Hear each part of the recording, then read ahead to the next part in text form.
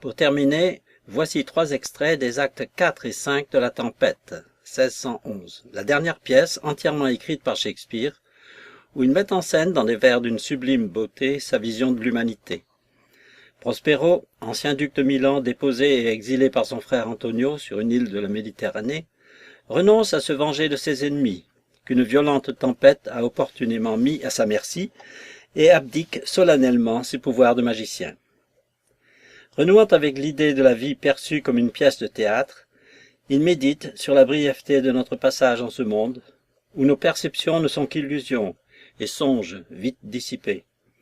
Dans l'épilogue de la pièce, par la bouche de l'acteur qui vient d'interpréter le rôle de Prospero, le dramaturge semble dire un ultime adieu à son public. Nos divertissements sont finis. Nos acteurs, je vous en ai prévenu, étaient tous des esprits. Ils se sont fondus en air subtil. Un jour, de même que l'édifice s'embase de cette vision, les tours coiffées de nuées, les fastueux palais, les temples solennels, ce grand globe lui-même, et tout ce qu'il contient, se dissoudront, comme s'est évanoui ce cortège immatériel, sans laisser derrière eux la moindre vapeur.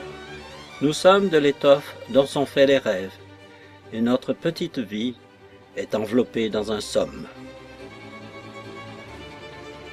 Vous, sylphes des collines, des ruisseaux, des étangs et des halliers, et vous qui d'un pas sans empreinte allez sur les plages, chassant Neptune quand il se retire, et le fuyant quand il revient, vous, petits lutins, qui au clair de lune, faites dans la verdure ces âcres anneaux où la brebis ne mord pas, vous dont le passe-temps est de produire les champignons de minuit, et qui vous réjouissez d'entendre le solennel couvre-feu,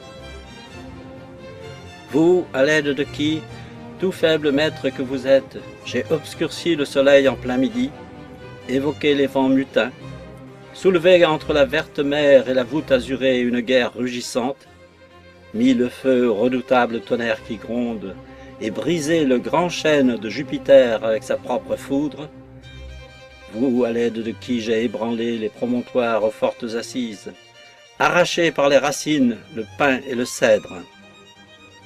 Les tombes sur mon ordre ont réveillé leurs dormeurs, se sont ouvertes pour les laisser aller sous l'effet de mon art tout-puissant. Cette discordante magie, je l'abjure ici. Quand j'aurai requis une musique céleste, et je le fais à l'instant, qui agisse à mon gré sur le sens de ceux que je soumets à son charme aérien, je briserai ma baguette, je l'ensevelirai à plusieurs brasses dans la terre, et à une profondeur que la sonde n'a jamais atteinte, je noierai mon livre. Épilogue, dit par Prospero. Maintenant, tous mes sortilèges sont détruits. Je suis réduit à ma propre force, et elle est bien peu de choses.